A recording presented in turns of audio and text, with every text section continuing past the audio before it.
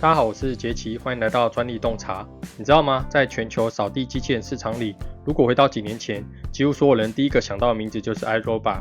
它的伦巴不只是市占霸主更几乎成了扫地机器人的代名词。背后站着的是一个年营收数十亿美元的美国巨头但在这样的巨人面前却有一家来自台湾的新北代工厂，悄悄挑战了这场不可能的战役它就是松藤实业。松藤长期替国际品牌代工，默默在产业链里打拼，甚至也推出了自有品牌产品。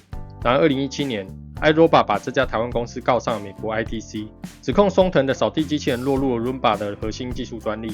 这不是一场普通的官司因为 ITC 的调查一旦成立，松藤的产品就会被禁止输入美国，等于直接被踢出最关键的市场。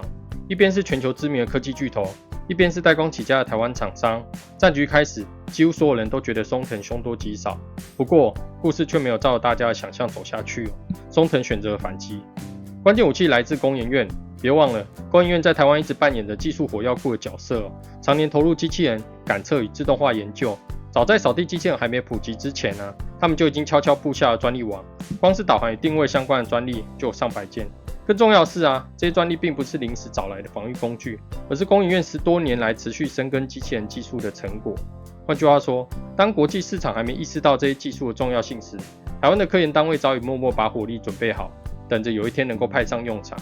其中一件专利特别关键它把影像感测和惯性感测结合起来，让机器能在室内空间里同时看到环境特征与自身运动状态，进而实现精准定位与建图。说白了，这就是扫地机能不乱撞墙，知道自己亲到哪里的核心技术。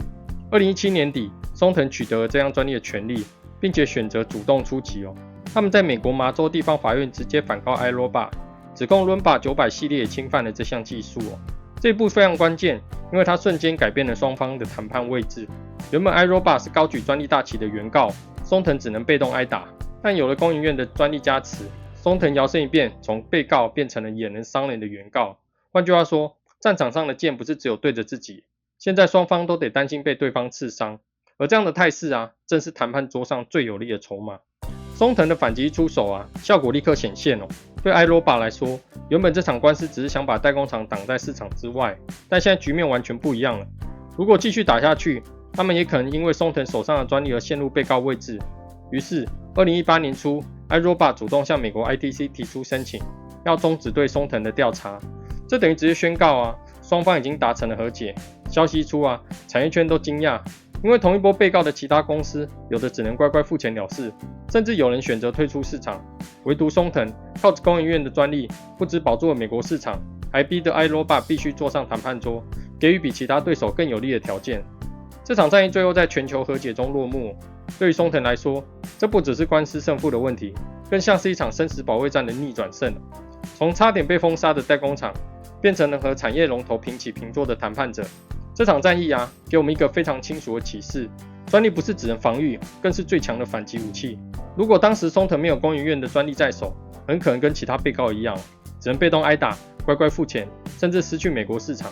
但因为这张专利松藤不仅守住了生存空间，还成功把自己推上谈判桌，迫使产业龙头正视它的存在这背后的意义是什么？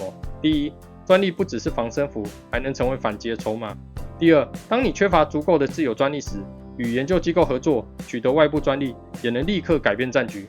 第三，专利战的胜负不只在法庭上，更在于你有没有谈判桌上的筹码。